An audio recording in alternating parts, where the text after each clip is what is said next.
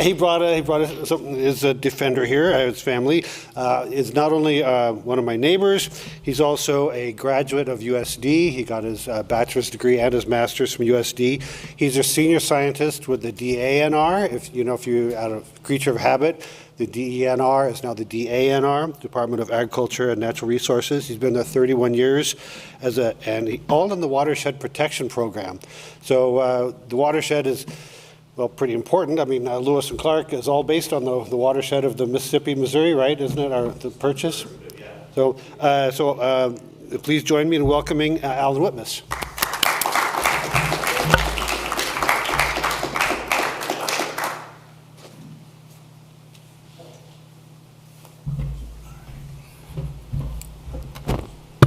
I can't put that up there.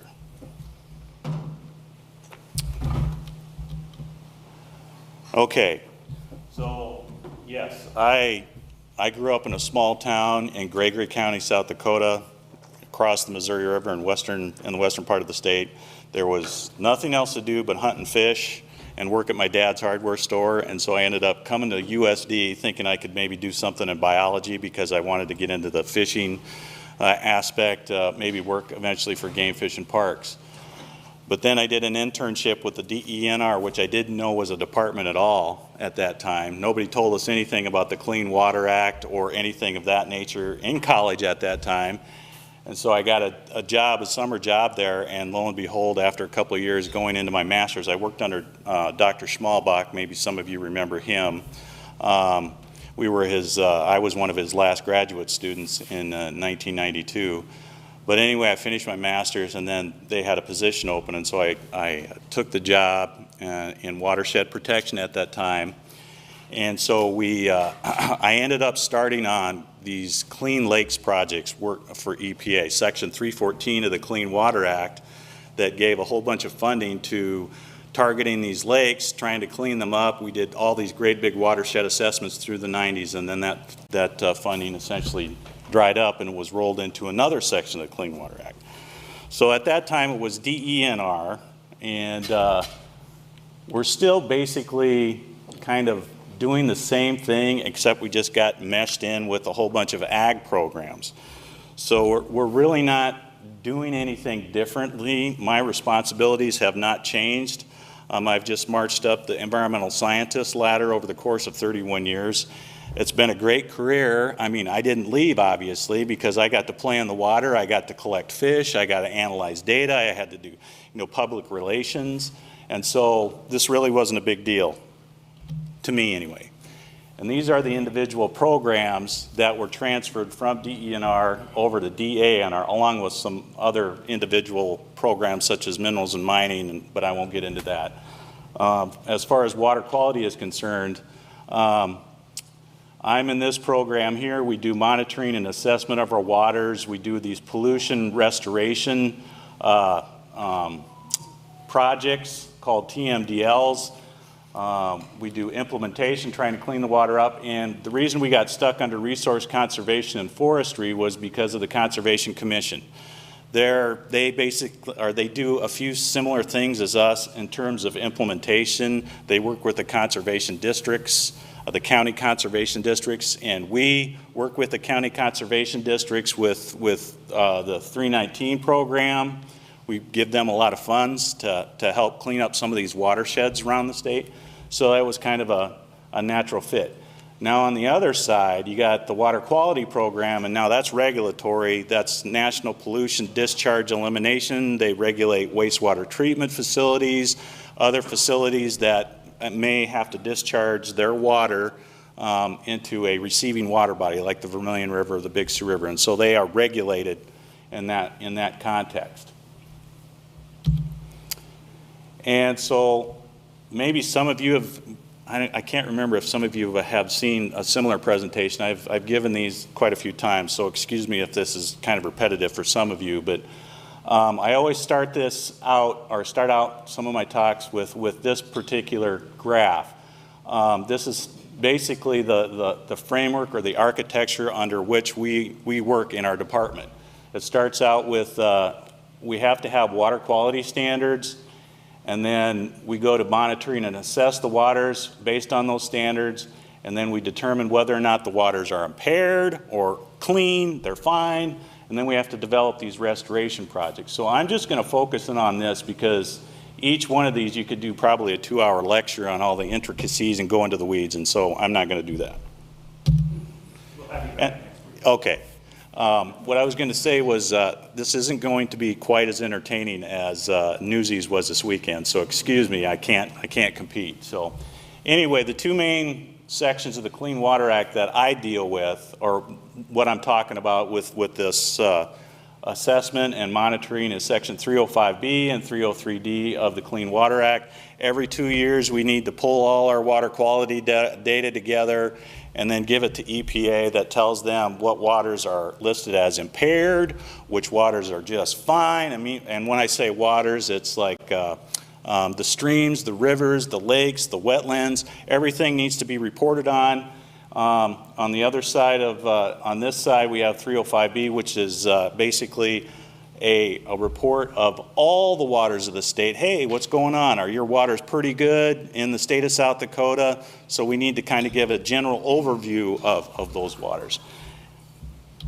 And so every 2 years we need to put that information together, get it off to EPA, and South Dakota is one of the few states that hits that deadline. We need to have that into EPA's hands by April 1 of, well, it would be April 1 of next year. And we're one of the few states. There's a lot of states that don't get that done, and they're still working on like the 2018 list or the 2020 list. So we get the work done. So everything we work on within the watershed protection, or as far as water quality is concerned, is based off of this list. These are the beneficial uses for the state of South Dakota. Every state has something similar along these lines. We're talking about the beneficial uses of drinking water, swimming, fishing, and all these beneficial uses have some kind of criteria or water quality standard underneath those, like dissolved oxygen, sediment, pH. So the most stringent obviously would be drinking water, but we have these cold water ones, which would be trout fishery out in the Black Hills. They need to have a certain set of criteria to maintain that level of quality so those fish can survive in those waters. And then we'll work our way down the list here, and all the waters of the state fall under 9 and 10, fish and wildlife propagation and irrigation waters. And I think this is something we have to keep in mind as we go forth through the rest of the talk. This is what everything I do is based on. So when we're talking about beneficial uses, you got the Vermillion River down here. That's classified as a warm water semi-permanent fishery. So that means it has to have a dissolved oxygen in there at a certain level, a pH of a certain level. And so it can propagate warm water species of fish in those waters. The 8 is a limited contact recreation. So that means it's not immersion recreation. We don't think people are going to go swimming in there very often, but they will be wading, they will be pulling fish out of the water, and so they may touch, accidentally pull a fish out and, blow their nose or something, and so they're going to come in contact with that water. And this is just a quick example of the criteria under some of those beneficial uses. So if we're talking about a permanent fishery, this is nitrogen has to, well, that's an equation. That's a big, long equation. I didn't put that in there, but the one we should pay attention to is the DO has to be greater than 5 milligrams. So anytime we go out there and we look at the DO, it should be above that level. Suspended solids is our estimate for sediment. So that needs to be less than 158 milligrams. So if you take a water sample out there and an aliquot, they'll pull some water out of that little jug and they'll say it has to contain less than 158 milligrams of sediment in that 1 liter of water. Temperature needs to be less than 80. Now for trout, obviously this number is higher. I believe trout, is 6 milligrams per liter for the trout fisheries. and the temperature, I think, has to be 75 or 70 for the trout because they're so, they're so sensitive to their water quality parameters. Now, immersion recreation, the biggest one for us is E. coli, the bacteria one. You want to have bacteria less than that amount for our beach when we go out and take a sample along a beach, or just in the lakes in general. In order to sustain that level of quality, it needs to fall below that level when we do a bacteria sample. Okay, so moving on to the monitoring strategy for the state of South Dakota. These are the 6 main foundational elements we work on during the course of a year annually. We have the water quality monitoring network where, I don't know how many of you guys know, Deb Christensen is part of this group, I believe. And Clark was married to Deb. Anyway, Clark was the local guy who would go out in this area and sample the rivers and the streams at these designated locations for the water quality program. And again, that's more regulatory. So I don't deal with that so much. We do use their data. But the ones that I really work on are the statewide lakes assessment, and I'll talk a little bit about harmful algal blooms, which we call HABs. We also deal with the rotating basin assessment project. We have this volunteer monitoring program, and I was thinking that some of you are part of that, but is anybody part of the volunteer monitoring program? Because I trained a few people like 4 or 5 years ago, and they're going out to sample on Spirit Mound Creek, which drains right by Spirit Mound, and then Clay Creek, which comes past down by the landfill right in that area. So they're sampling that. We've trained them to go out and collect water quality samples using our protocols, and so we use that data in some of the analysis that we. So if you're interested in that, please see me afterwards or send me an email later on, but there's a couple of groups that are working on that. And then we do these big, this is what I'm working on, this is why I told Tim, or I couldn't, come earlier in the summer, is because we're just in the thralls of completing that project. That's a big heavy-duty project, and I'll talk about a little bit that later on in the talk. And then we have our water quality monitoring portal, which is basically a way of the public accessing all the data we collect. So this is our general website for the watershed protection. Again, we're right under here on the resource conservation and forestry. We're way down here on the bottom, but this is all the things that we're involved with on this side. So we're involved in a whole lot of stuff more than what I just put on the initially. Like I said, we do Section 319 and a bunch of implementation, but if you're interested in that, you can peruse that website and ask us questions if you so desire. But these are the things that I'll be talking about. All right, so we talked about the integrated report. So we have to report on all these waters here, like I said, every 2 years. And this is the river basin, Vermillion River Basin map. That lists the segments of the rivers and the lakes, like Marindal Lake, Swan Lake is in the Vermillion River Basin, Lake Thompson way up north. So we have to collect data on these water bodies and report that information to EPA. So, starting with the South Dakota Statewide Lakes Assessment. We go out every summer, we hire a bunch of interns, which in the past was really hard. We couldn't, during the pandemic, we couldn't get all the work done because we just couldn't get the folks. That summer help is just important, very important for us to get our work done. In fact, that's one of my former interns, Audra Van Eckern, holding a device we use to collect the sample in the euphotic zone, which is the light penetrating area of the surface of the lake. We pull the samples out of 3 locations, but out of each lake, and composite that and send it to the health lab. But we sample approximately 35 lakes every summer. I know there's more lakes in South Dakota than that, but that's what we can afford to do based on our staff and the budget we have. And then those lakes are all broken up into 3 different tiers.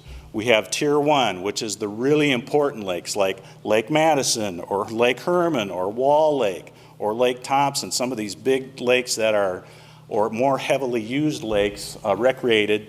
You have beaches there, lots of fishing, And so we target those every year. But then there's some of these smaller lakes that don't get used very much, like for instance, Burbank Lake, we may only sample once every 3 years, or Marindog, it is kind of a Tier 2 lake, which doesn't get used all that much. And so that's our way of trying to get as much information on some of these lakes, but making sure we target those really important lakes. This is part of our rotating basin project. So not only do we do sampling in statewide, but we want to target the river basins every 2 years. So we'll go into a river basin, sample all the streams and water bodies that we can, lakes, in those individual river basins for 2 years, and then move on. So that gives us a whole heap of data that we can use to make a really good decision on whether or not that particular lake or stream is impaired. Because if you classify a lake as impaired, or you classify the Vermillion as impaired, we got to go down this great big rabbit hole of, federal bureaucracy, state bureaucracy, classifying as impaired. Then we need to produce another big report that says, how are we going to fix this lake? How are we going to fix this stream? And so our way to solve this problem was to collect more data. And so we're doing it using this rotating basin approach, where we'll sample everything for 2 years here, move to the next basin or this next geographic area and sample what we can in here, and then we go to here, and then we here. Actually, we had to skip this one. We sampled here in 20 and 21. We had to go out to the Black Hills because we have a natural resources partner group out there that was willing to help us out. And when I say natural resources partner, that would be like the water development districts. West Dakota Water Development District, although very small, was more than willing to help us out a little bit with some money, some funding, and some staff support to get those trout streams in Sylvan Lake and Belfouche Reservoir, all those sampled out there. But for the next go around, we're going to probably try to get this started, and we'll hit the Vermillion River Base, or the Water Development District here, and then in Huron we have the James River Water Development District. And if you notice on your tax notice, you probably know that there's a mill levy that goes into the Vermillion Water Development District. A very small portion goes to them, and so that they're using your tax dollars to help work with us, as well as doing other water development type projects in their district. All right, the next thing I want to kind of visit briefly about is the harmful algal blooms. When in doubt, stay out is our mantra. These are really nasty blooms. They can cause respiratory issues. When the blooms collapse, they're these big green monsters out in the lakes that it's basically an algae bloom or a flower bloom, whatever you want to call it, and they turn very neon green. And when those blooms get pushed up into a particular bay, it kills, they kind of die off. They're self-limiting because of the light penetration. The bottom layer can't get all the light it needs. And so they die off, and when those cells die off and break down, they release these neurotoxins. So you have, they're called cyanotoxins. And the biggest one that we deal with is microcystin. There's a few more, saxitoxin, there's a whole bunch of them. But the limit for these is 8 micrograms per liter. And I just wanted to point this out. We had a couple of, we try to sample a few of these lakes over the state based off of the 1-800 hotline, or if there's a concerned cabin owner on a lake, they call in and let us know that there's a big bloom going on and it may have collapsed, and so this toxin is being released into the environment or into the water. And so we'll go out and pull a sample. But the problem is, this is happening all over eastern South Dakota, and so we really can't hit every location. So the biggest thing for us is education and awareness for the folks that are out recreating on those lakes, and to give them the tools to educate themselves and determine whether or not is that safe for me to let my kids or my pets or let the livestock drink, because this can have an impact. I will do a sidebar on when I was out in Rapid City, I had to go investigate a small stock dam that was by Newell, South Dakota, and a rancher had lost like 30 sheep, and it was just a small stock dam. smaller than this room, and those sheep had gone out and took one drink, and didn't look like this. It was just a small little ring around the entire little stock dam, and there were 30 sheep dead, there were snakes dead, there were birds that were dead. I mean, the toxin release was, you know, it killed them just like that. And so you just want to be aware and educate yourself, and I guess, like I said, our mantra is like, when in doubt, stay out of the water. Otherwise, you know, Jake, you know, lives up on, or has a cabin up on Lake Madison, so I think Sarah was talking to his wife about how blue-green the water was this year. And so you just have to be aware. All right, the next one, the one that I'm working on this summer, which has taken up a lot of time, is what is called the National Rivers and Streams Assessment Project.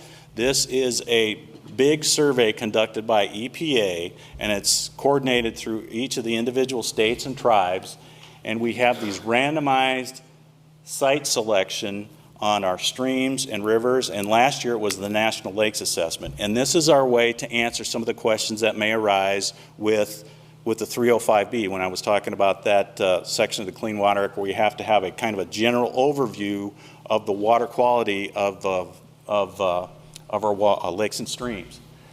And so there's approximately, I think, 2,300 sites that were selected this year for the National Rivers and Streams Assessment.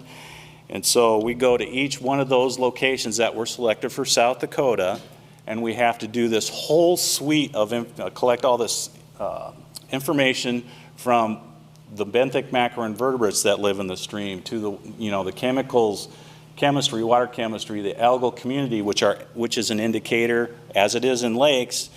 Algal community is also an indicator in our streams and rivers.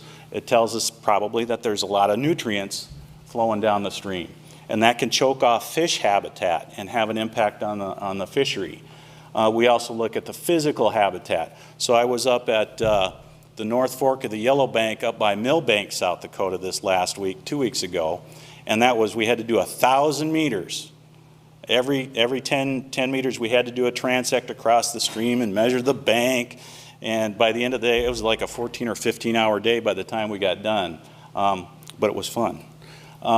Anyway, we also look at the recreational indicators. That would be the E. coli bacteria. And so we take all this information, and it gives us an idea of what the quality of the water is across. You compare site to site to site to site. It's only one sample, but if you compare everything all together, it's kind of like a voter poll, and gives us a kind of an idea of what the quality of the water is overall. So this is, these surveys are conducted on a 5-year rotation. So we start out with the 5-year rotation starts with the National Lakes Assessment, and that was done last year. And then we do 2 summers for the National Rivers and Streams Assessment, and then comes the Wetlands Assessment, and then I do the coastal assessments, which obviously we don't have any, so we're not involved in that. But this is intensive for the National Rivers and Streams. We take 4 guys out, and we go out and we use these standard methods and collect all these indicators. The same are all over the United States. The crews are doing the same exact thing, so that gives you a little bit more accuracy and integrity as part of the overall project. And the biggest thing is it's just mega amounts of field work. I have to, you know, the guys up in Utah, Colorado, Wyoming, we go to training with those guys, and they actually have to take a helicopter in and helicopter all their gear into some of these very remote locations, like up in the mountains, and they take a pack horses up there. They do their sampling and all the work, and then they come back down with all the equipment on the pack horses. So for us, even though you know, our most remote location is we had to go down to Edgemont, I think, right on the Wyoming border, and that wasn't bad at all. So it is very arduous, it's very labor intensive, but the information is more than valuable, and we've been doing it since the mid-2000s, so we got a pretty good track record here, so we can watch and see how things are progressing. And so it's just a good statistical representative of what's going on in our waters. And that's a couple of just things that we look at when we get done. We have to compare the poor sites to the good sites, how many of acres or linear feet of streams are in the poor versus fair versus good categories with the NARS. And so these are the sites we have to target. The ones in blue are our base sites, and this is really important for us to work with the private landowners because we need to get their permission. The bulk of those areas or those sites are on private landowners, so we try to develop a really good working relationship with those guys. And this is just a summary of some of the things, good fun pictures. This was caught right down here on the Missouri River. In the last survey, we caught a couple of nice big catfish. That's fun when you catch some of those big things because you just like, oh, we're catching another fathead minnow or a sunfish. Oh my God, we just caught a 30-pound flathead. That's cool. So that's what I kind of live for in this particular project. Here we're just doing a fish plug. We caught, this is north on the Vermillion River 2 weeks ago. We take a fish plug out of some of the bigger fish and we send that into EPA's lab to determine the mercury content of the fish flesh. So there you go. I'll wrap it up. So yes.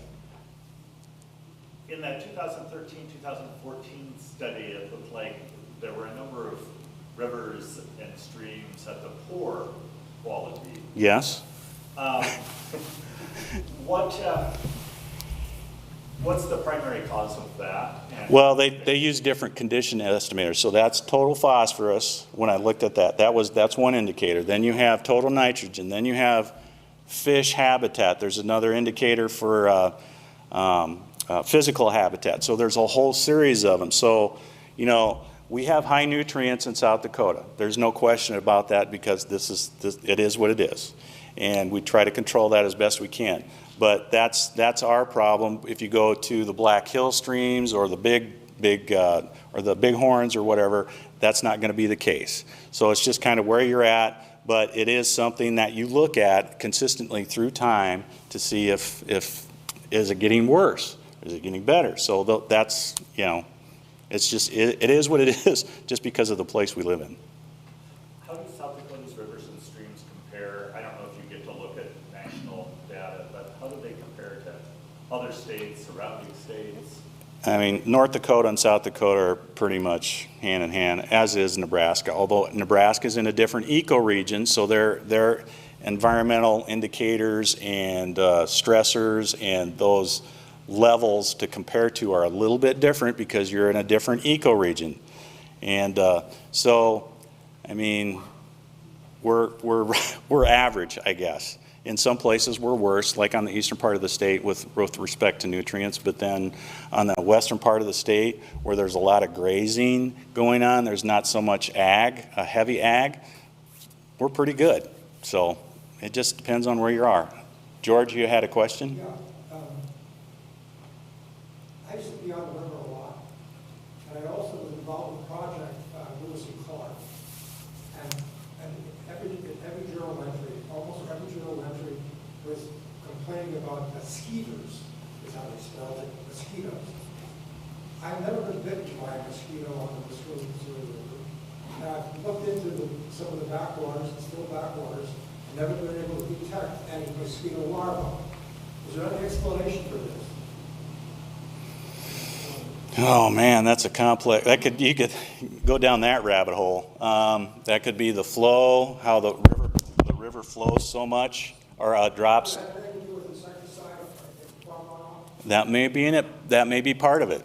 We haven't seen the mosquitoes. You know, when we first moved here in 2000, we had pretty heavy mosquitoes, and then things just kind of quit. So it might be because we were in 3 or 4 years of a dry cycle. They're just not as, and it might be the spraying for the city does. It just, there's a whole host of things that could be causing that. And it might be the time of year you were out there too, and they might have hatched, did their business, and then they were done. So, any other questions? Last question, Rich. Okay. Have you taken the data or looked at the water quality versus the amount of green tile in the area? Oh yes.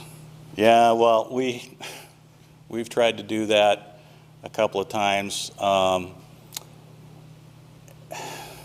That's a hard question. We haven't done it to the extent that I want to do it. That's been always on my, because I want to do something with the Big Sioux River and how, because we need to keep track of how the nutrients are changing within the Big Sioux River, because that's the most heavily tiled area.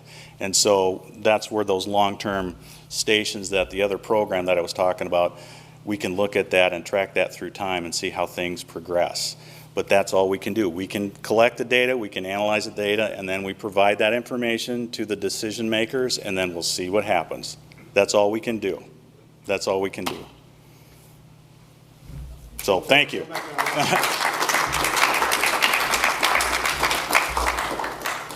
that your pet turtle named Sarah? What? Is that your pet turtle named Sarah? Yeah, it is. Sarah. So just a point of interest, their daughter is now studying stress in northern leopard frogs on the river. So, and I said, you know, I think doing it by questionnaire, you know, how stressed are you? So, thank you very much, Alan. We clearly water is, in California they say whiskey's for drinking, water's for fighting over. Do they say something similar here?